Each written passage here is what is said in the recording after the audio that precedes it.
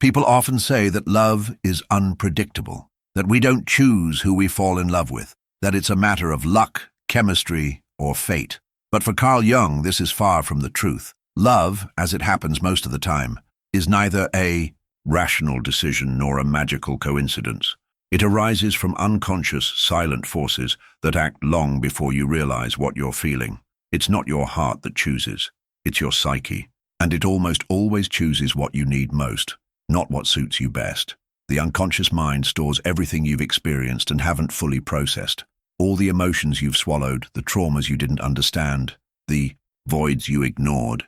It files away the gestures that were missing, the words that never came, the affections that were denied. And later, when you meet someone who somehow touches those old wounds, it's as if a part of you awakens. A silent recognition takes place, and you call it passion. But it's not chance, it's repetition. The unconscious seeks what's familiar. It tries to heal old pains by reenacting similar situations, hoping this time for a different outcome. That's why so many people fall for those who deep down carry traits of someone from their past, not in their face or voice, but in the way they withdraw, grow distant, demand too much, or offer too little. What draws you isn't the other person themselves, but what they represent within your emotional history. This invisible choice happens all the time. You think you're meeting someone new, but you're reliving old emotions. You believe you're giving yourself freely, but in truth you're answering an inner call you didn't even notice. Jung calls this archetypal activation. These are unconscious patterns expressed through intense emotions, rapid connections, and feelings that seem inexplicable. But everything has an explanation. It's just not on the surface. Love that arises without explanation usually has a symbolic origin. You feel there's something there, that this person touches you differently, and it's true. They touch you because they awaken something dormant within you, something forgotten, repressed, unrecognized. That's why love sometimes comes with such force and such pain, because it's not just about the present, it's about what still lives in you, unhealed. This realization changes everything. When you understand that love isn't random, you start looking at your relationships with new eyes. You begin to notice patterns. You see that the person who enchanted you was actually showing you something about yourself, that the relationship that ended badly wasn't a failure, it was a mirror, and that you're not just seeking love in others, but trying to complete a part of yourself that doesn't yet know how to exist on its own. The unconscious doesn't choose out of malice. It chooses because it seeks integration. It leads you to these experiences because it wants you to see what hasn't been seen, to understand why you feel what you feel, to recognize where you're projecting your needs, fears, and idealizations, and from there, to have the chance to choose differently. But that chance only comes when you start observing yourself more deeply, when you stop calling intuition what is actually repetition, when you stop romanticizing the pain and start questioning why you're always drawn to certain stories. Love ceases to be blindness and becomes revelation. If you always end up connecting with similar people, feel the same pain in different relationships, or relive the same frustration, even when everything seemed promising, it's not bad luck. It's your unconscious trying to speak to you. Trying to show you the origin of your search, the reason for your choices, the root of your longing.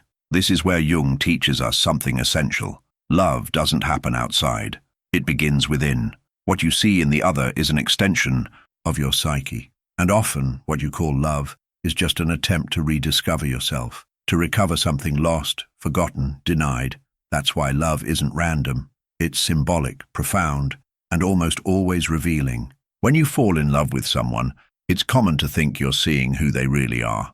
But most of the time, what you're seeing is an image built within yourself, a projection. Carl Jung said that in the early stages of love, the other person acts as a screen onto which you project your deepest desires, expectations, fears, and needs. It's as if love is less about the real person and more about what they awaken inside you.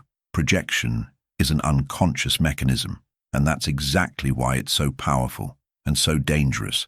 You don't fall in love randomly. You connect with someone because, invisibly, they represent something you lack. Sometimes it's security, other times it's freedom. It might be vitality, sensuality, confidence, or even that quiet strength you've always wished you had. The other becomes a symbol of something you've repressed, lost, or never developed. And when they appear, it feels magical, as if, at last, you've found what was missing in you. But this magic comes at a cost. By projecting your undeveloped parts onto the other, you start to idealize them. You see in them everything you'd like to be, everything you admire, everything you desire, and you ignore what you don't want to see. You pretend not to notice the signs of imbalance, the absences, the disconnect, because you're enchanted, not by the person, but by the reflection of yourself they carry. And the more you believe in that reflection, the blinder you become to reality. Projection acts like a veil between you and the other. It distorts perception, intensifies feelings, and speeds up the connection. It makes you feel like you've never experienced anything like this, that this person understands you like no one else, that it all happened so fast but it feels right. That's how the unconscious works. It creates emotional shortcuts to place you face to face with something that needs to be seen, and often healed. The trouble starts when the projected image begins to falter, when the other acts differently from what you've built up, when they show limits, insecurities, or traits you didn't expect. At that moment, passion gives way to frustration. You feel deceived, but in reality, it was you who constructed an idealized version of that person. The love that seemed so intense starts to crumble, and you wonder how you didn't see what now seems so obvious. Jung called this the collapse of projection. It's the moment when reality imposes itself over fantasy, when the enchantment fades, and the other stops being a magical mirror and becomes a human being, with flaws and limits. This process can be painful, but it can also be liberating, because it's at this point that a real encounter begins. If there's room to see the other as they are, not as you wish them to be, as long as projection dominates, love isn't free. It's an unconscious attempt to reclaim parts of yourself that were forgotten or denied, but by becoming aware of this, you start to reclaim those parts within yourself. You realize that the confidence you so admired in the other can also be cultivated in you, that the sensitivity you projected is alive in your own body, that the love you sought was, at its core, a desire to rediscover yourself. The other can indeed be someone you share your life with, but before that, they're a reflection of your inner world. And until you see that, you'll keep confusing intensity with truth, projection with connection, need with love. The key lies in recognizing what's yours in the feelings that arise, because only when you lift the weight of projection can you see the other clearly, and above all, see yourself more honestly. There's a silent force that pulls us toward people who seem to be everything we're not, and often that's exactly what fascinates us. We're enchanted by someone more outgoing, bolder, more direct, or conversely, we're drawn to those who are sweeter, calmer, more sensitive, precisely because we feel the absence of those traits in ourselves. Carl Jung explained this movement through a core concept of analytical psychology, the shadow. For Jung, the shadow isn't evil itself, but everything that's been repressed, forgotten, or deemed unacceptable within our conscious personality. These are traits, impulses, desires, fears, and potentials we've set aside over time, often due to family, culture, or social demands. But those parts don't disappear. They remain alive, hidden, and precisely because they're excluded from consciousness, they gain strength in the unconscious. What does this have to do with love? Everything. Because the shadow, unrecognized in us, tends to be projected onto the other. We fall in love with those who represent what's been banished from our identity. A reserved person might be enchanted by someone expansive, someone used. To suppressing anger might be drawn to someone who expresses everything intensely. The shy might fall for boldness, the rational for spontaneity, not because the other is better or more complete, but because unconsciously they embody a part of our psyche that wants to resurface. This creates a kind of magnetism. There's something in the other that feels familiar yet mysterious, something that unsettles and attracts. And that unease isn't negative. It's a sign that the shadow is being touched. The other's presence confronts us. It pulls us out of control. It exposes us to feelings we can't name, but that pulse with intensity. And even without understanding, we move toward it. It's a desire for integration, however confused. But this attraction to opposites can also spark conflict. What enchants us at first might scare us later. The person who seemed too free now feels unpredictable. The calmness that once soothed now irritates. The rationality that seemed appealing starts to feel cold. This happens because, over time, the shadow we once idealized becomes more sharply perceived. And if we're not yet ready to integrate that part into ourselves, we start rejecting it in the other. This is where many relationships collapse. What once felt like love turns into judgment, control, demands. You try to change the other, or you try to mold yourself to avoid losing them. But deep down, what's happening is a war between consciousness and the unconscious. The part of you that wants to keep everything under control clashes with the part that craves transformation. And the relationship becomes the battlefield. Jung said that loving is recognizing in the other what's also in you but not yet accepted. When you fall for someone who carries aspects of your shadow, you're actually being invited to grow, to expand your identity, to embrace your contradictions, to stop living half of yourself and allow the other side to exist too. That's why attraction to opposites isn't a mistake. It's the psyche's attempt to complete itself. But it only becomes healthy with awareness, when, instead of projecting and demanding, you observe and integrate.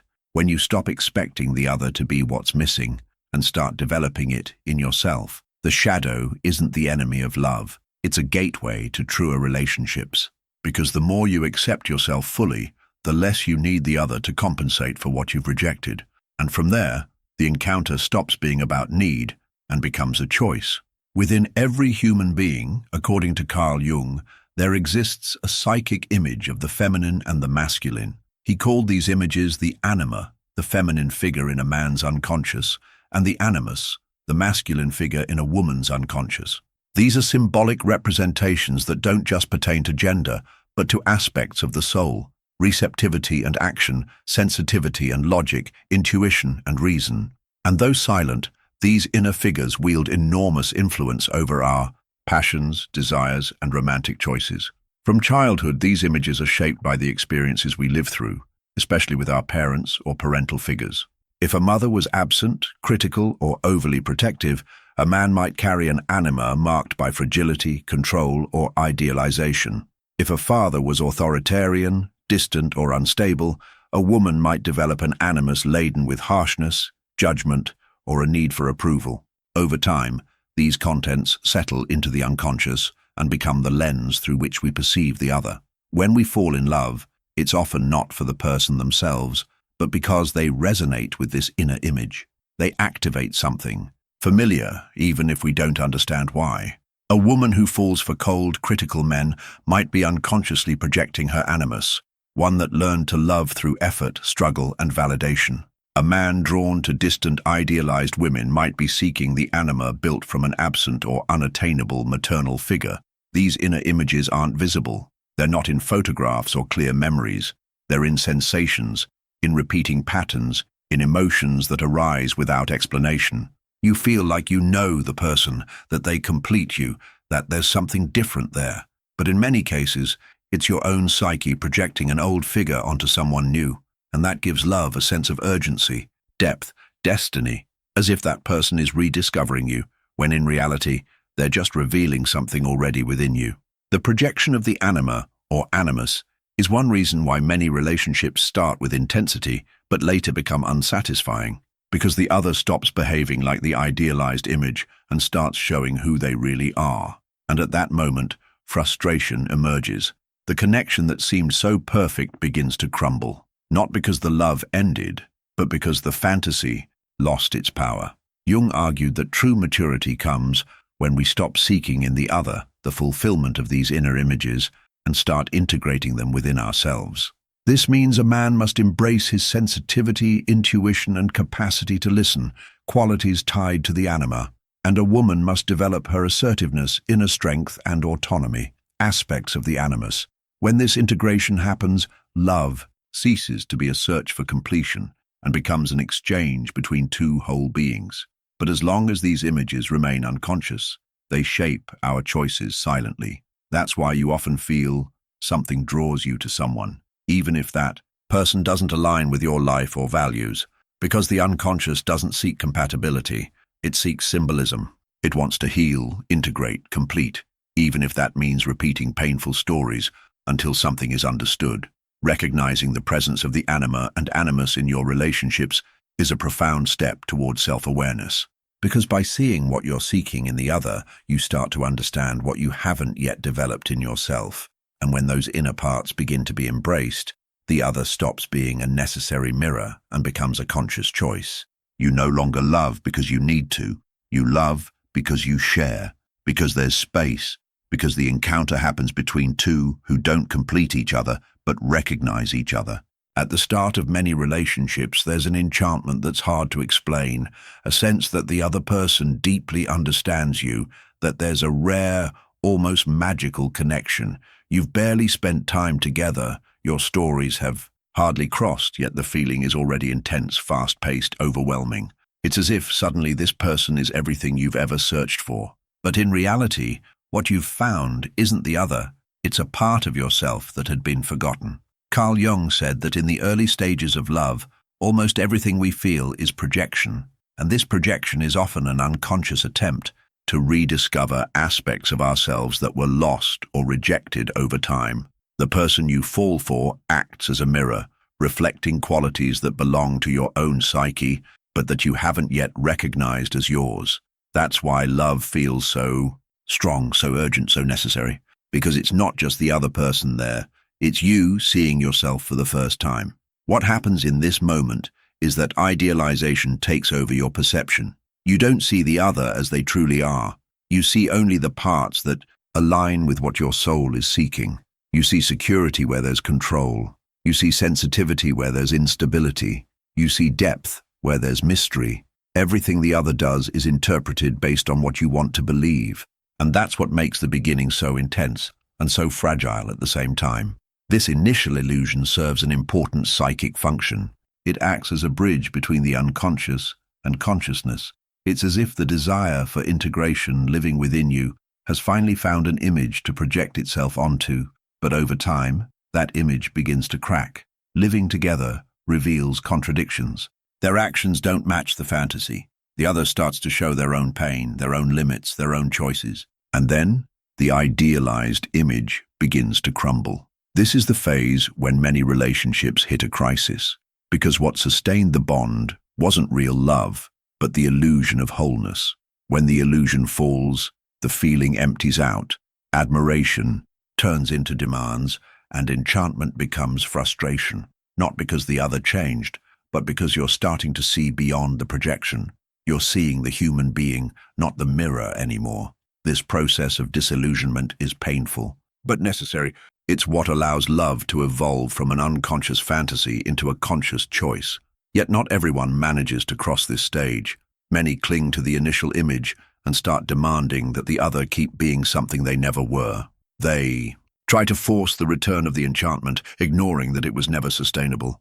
And that's when the weariness begins, the attempts to control, to fix, to recover something that only existed in the imagination. Jung saw this moment as a great opportunity. When the projection fades, you have two options. Either reject the other and go back to searching for someone who better fits the idealized image, or face the truth with maturity and decide to stay, now more consciously. The first choice keeps you trapped in a cycle of repetition. The second opens you to a deeper encounter, with the other and with yourself. Recognizing that you fell in love with an image of yourself isn't a failure. It's a step toward clarity. It's the chance to integrate within yourself the qualities you sought in the other, to realize that the strength, the beauty, the light that so enchanted you, they were already in you. They were just waiting for a symbolic way to emerge. And for a brief moment, the other was that symbol. True love begins when you stop demanding that the other be an extension of your fantasy, when you start seeing clearly, when you understand that the other didn't come to complete you, they came to show you who you are. And from there, perhaps a new kind of bond can exist, one no longer based on illusion, but on reality, no longer sustained by projections, but by presence, where love is free to arise from what's true, not from what was imagined. At the beginning of a relationship, everything feels intense and perfect. The other seems to fill exactly what was missing, and there's a quiet certainty that at last it's worked out. But this state doesn't last forever. Over time, the idealized image starts to falter, reality imposes itself, and the enchantment fades, not because the feeling is gone, but because the veil of projection has begun to lift. This is when many relationships break apart, not from a lack of love, but from a lack of readiness to face the truth. Carl Jung called this process the collapse of projection.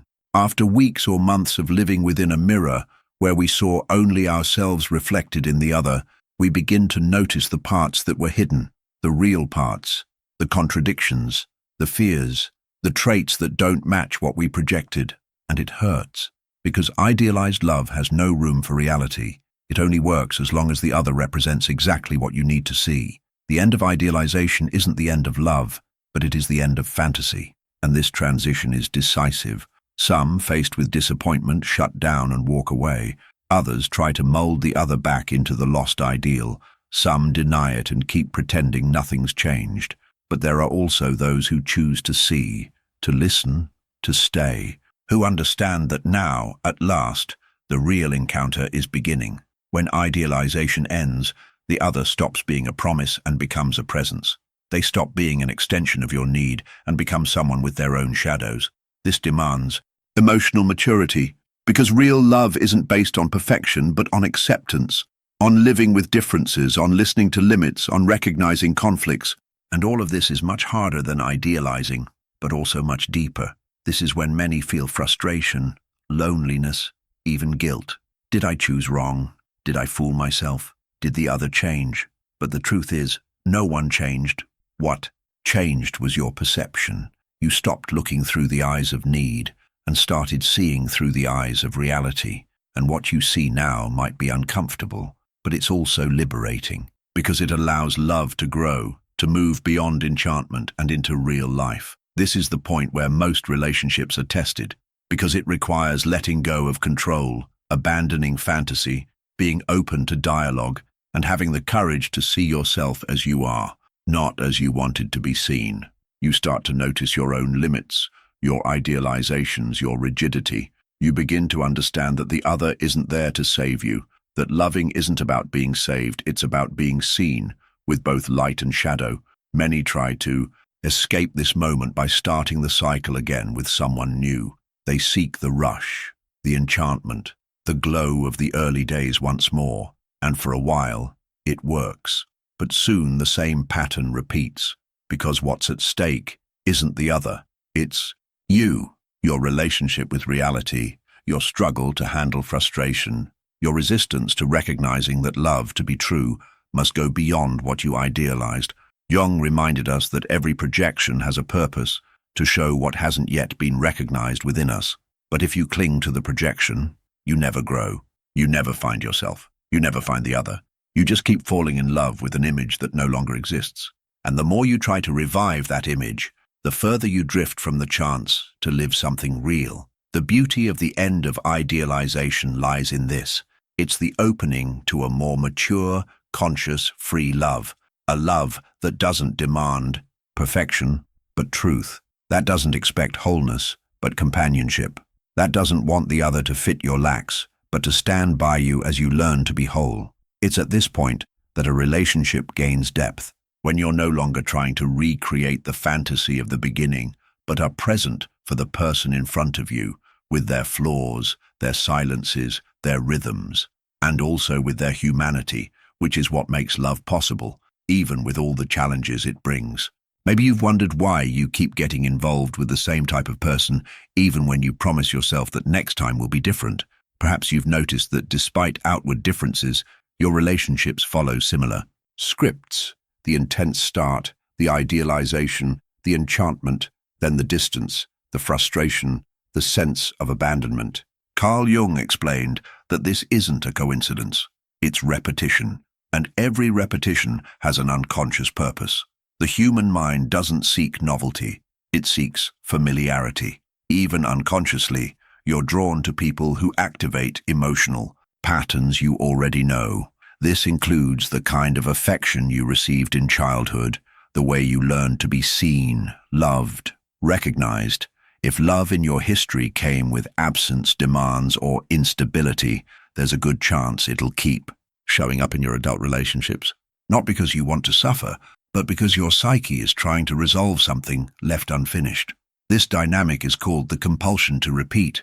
It's the drive to relive past situations in the unconscious hope that this time the outcome will be different.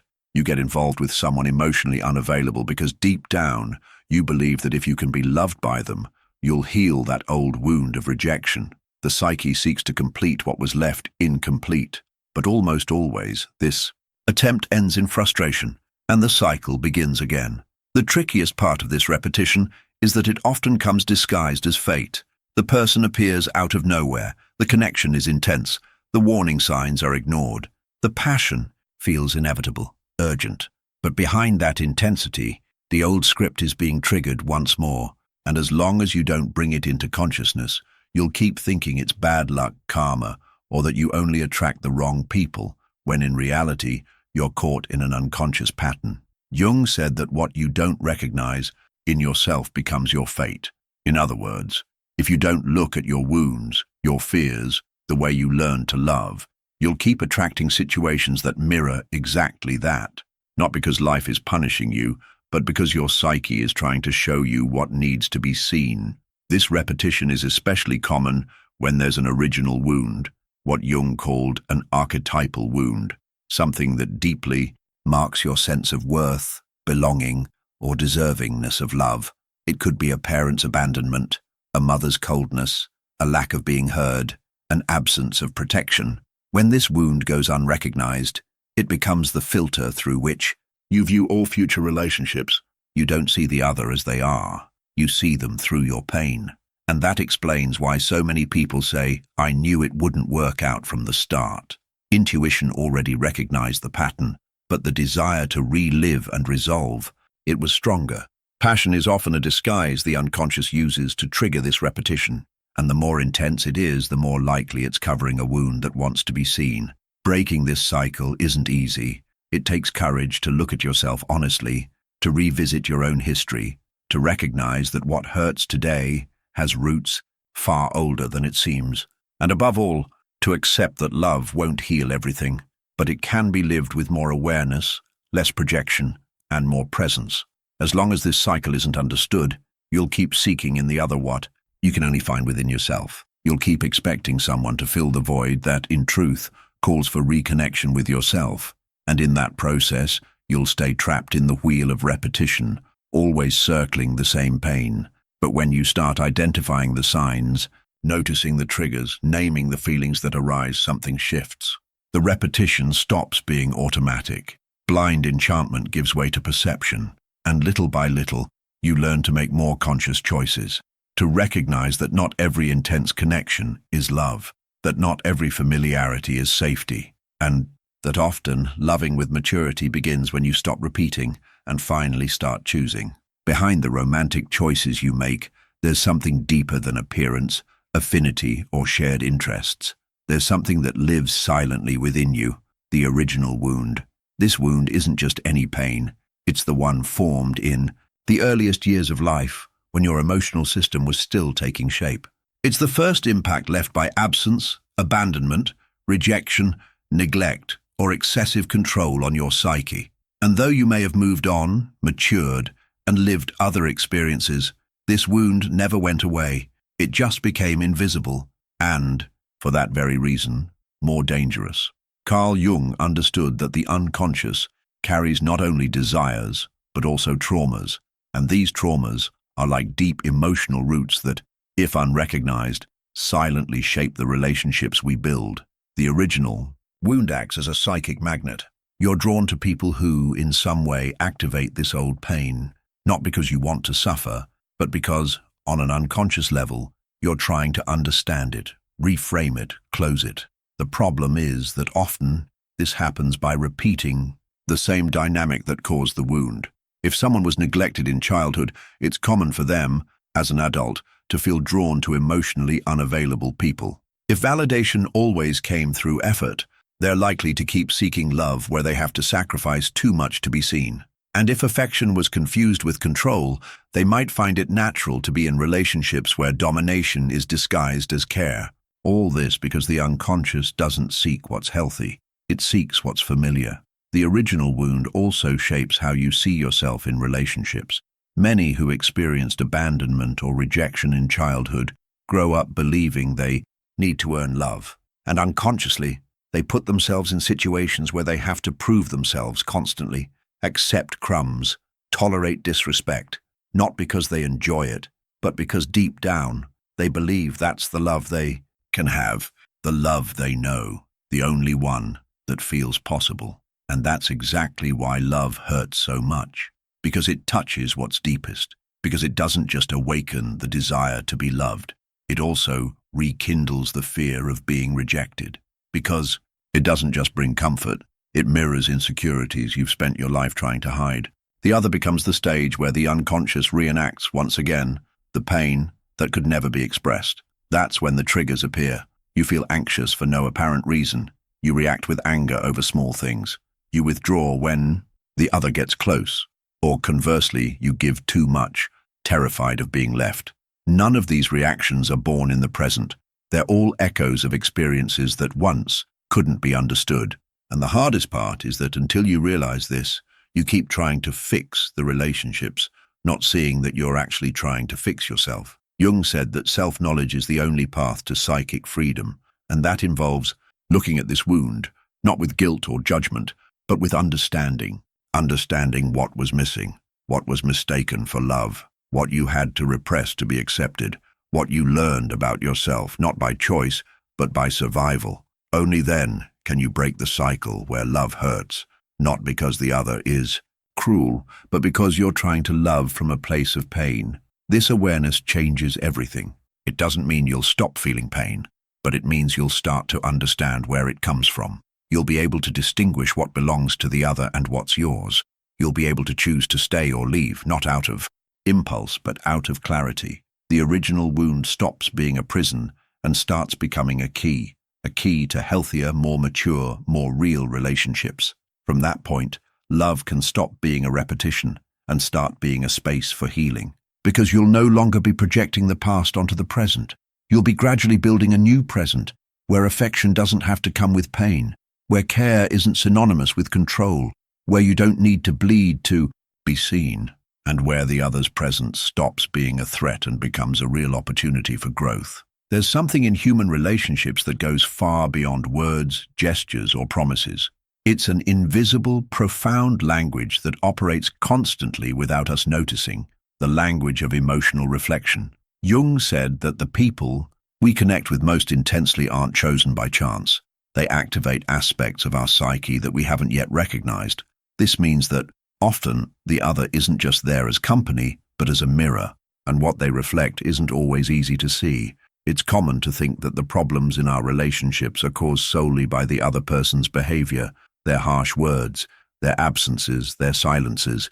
But when you stop to look more deeply, you start to realize that what hurts you isn't always what they do, but what it awakens in you. That feeling of abandonment, of not being enough, of being forgotten. These are old emotions triggered by a current situation, and that's why they hurt so much, because they touch something that was already there. The other, unknowingly, brushes against where there's still a wound. And when that happens, it's not uncommon for us to react disproportionately. A word becomes an attack. A delay becomes a sign of lovelessness. A glance is interpreted as rejection, not because the other meant to hurt you, but because they activated something unresolved. At this point, the relationship stops being just companionship and becomes an emotional mirror, where what bothers you most about the other almost always has roots within you. This mirror is one of the most powerful and challenging phenomena Jung described, because it pulls us out of the comfortable victim position and invites us to look inward. It shows us that behind anger, there might be fear, behind demands, neediness, behind control, insecurity.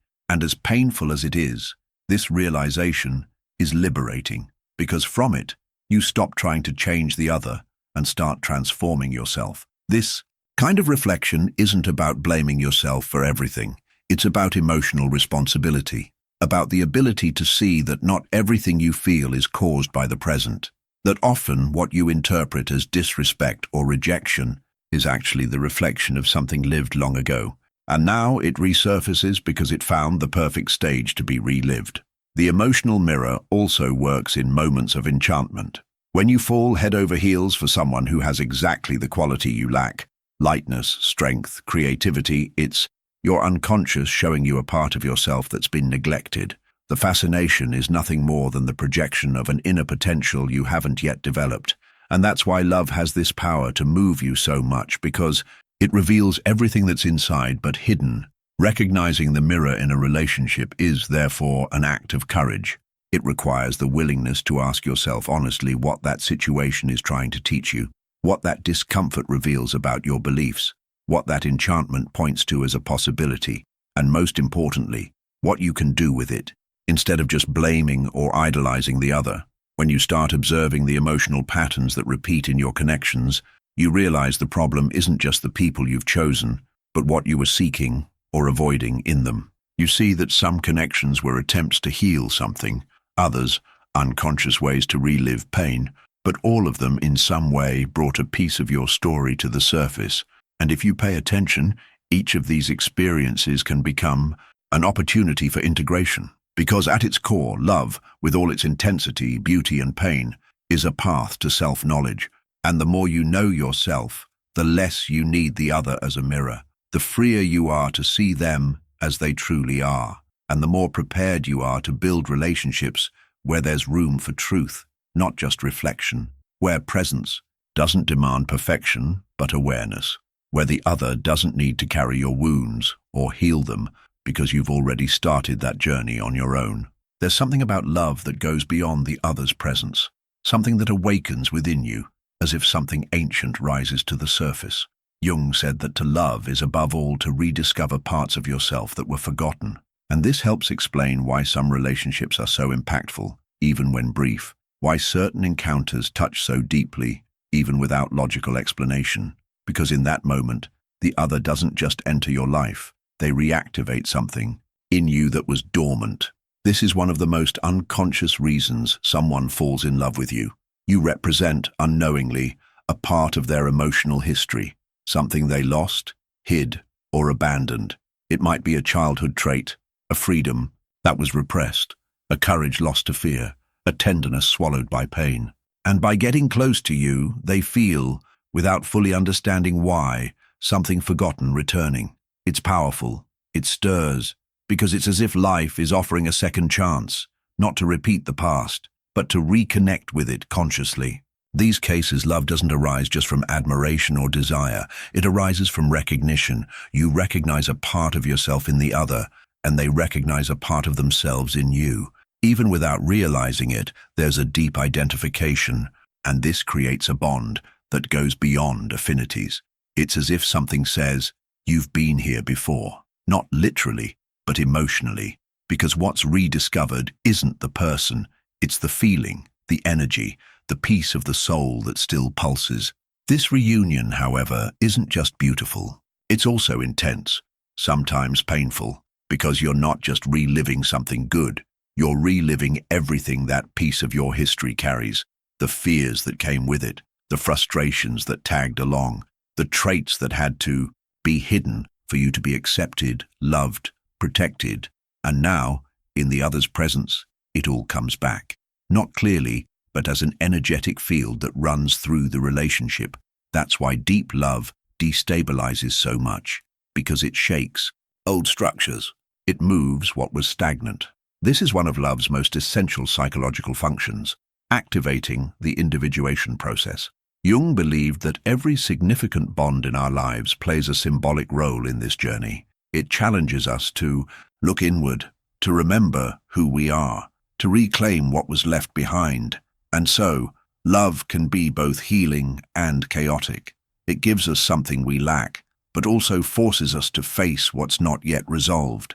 When someone falls for you because you represent something they've lost, that love can be incredibly intense and unstable, because the other's presence starts carrying the weight of what was lost. They're not just with you, they're in a way trying to relive something through you. And this can lead to unconscious demands, emotional dependency, fear of loss, because losing you feels like losing once again what they'd already lost before. You do this with others too. When someone awakens a part of you that was forgotten, the tendency is to cling, to surrender, to idealize, not because they're perfect, but because they touched that blind spot in your psyche. And without realizing it, you start placing on them the task of keeping that part of you alive. That's when relationships become tense, demanding, fragile, because no one can sustain another's soul for long. But this reunion only turns into growth if you recognize that what the other awakened in you was already yours, that the courage, tenderness, freedom, sensitivity, all that you saw there has always been in you. It was just asleep, exiled, forgotten. The other merely brought it back. And now the task is not to lose it again. It's to integrate, to make that part which only appeared in love exist outside of it too, in your life, in your choices, in your everyday. That's how love stops being neediness and becomes a path. When you stop expecting the other to save you and start realizing they just reminded you of who you were, of who you are, and of who you can still become. Not every love that feels strong is healthy. Not every deep connection is free. And often, what we call love is nothing more than emotional dependency disguised as affection. Jung warned us about the risk of projecting onto the other everything we don't recognize in ourselves. When this happens, the relationship stops being an encounter between two whole individuals and becomes an exchange based on lacks, an attempt to complete in the other what's still missing in you. Emotional dependency arises right here, when you believe you'll only feel safe, valued, or loved if the other is present, approving, responding, reciprocating. Love stops being a space of exchange and becomes a field of psychic survival. Every absence becomes a threat. Every silence becomes rejection. Every difference becomes a source of insecurity. And once this sets in, you start measuring your identity by the other's behavior. Your mood depends on theirs. Your self-esteem depends on their validation. Your sense of worth dissolves into how they treat you. This kind of relationship is exhausting, not just for the one who depends, but also for the one who's the target of that dependency, because no one can or should emotionally sustain another person continuously. And when the relationship takes this shape, love gets suffocated by demands, fear, insecurity. Freedom vanishes. The joy of connection gives way to the anguish of loss. And little by little, what should be love turns into a prison. The root of emotional dependency almost always lies in a lack of inner recognition. Jung spoke of how the psyche seeks externally what hasn't been developed internally. If you don't recognize your own worth, you'll seek someone to tell you you're valuable. If you don't feel worthy of love, you'll accept any scrap that resembles care. If you don't have a clear identity, you'll mold yourself to the other's desires to avoid abandonment. And this is deeply painful because it puts you in a place of effective submission, where you need to earn something that should be natural: love, respect, presence. Emotional dependency also reinforces cycles of self-sabotage. You might even see that the relationship hurts you, drains you, doesn't nourish you, but you stay anyway, because the idea of losing the other feels more unbearable than the pain of staying. The fear of being alone paralyzes you, and that says a lot about the role the other plays.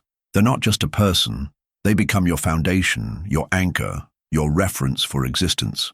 Without them, you feel like you don't know who you are. This is one of the clearest signs that love has turned into need, and when that happens, the relationship stops growing, because everything starts revolving around avoiding abandonment, not building something real. The other becomes almost an extension of your identity, not someone you share life with. And as intense as this kind of love might seem, what's really there is fear. Fear of not being enough, fear of not being seen, fear of not surviving without the other.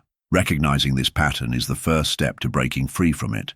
It's not easy, because it means facing your history, your lacks, your inner silences, but it's also an invitation to return to yourself, to realize that what you desperately seek outside needs, first and foremost, to be developed within. That love isn't control, it's not fusion, it's not survival, it's an encounter. And an encounter is only possible between two individuals who know who they are and don't need to erase themselves to be together. Jung said that true love begins when projections end, and in emotional dependency, everything is projection. The other becomes a parent, a savior, a judge, anything but what they really are, a person. And you, in trying not to lose them, lose yourself. You mold yourself, silence yourself, shrink yourself. And that's not love. That's emotional desperation. It's an absence of self. It's the repetition of a childish bond, where the other represents the only possible source of security.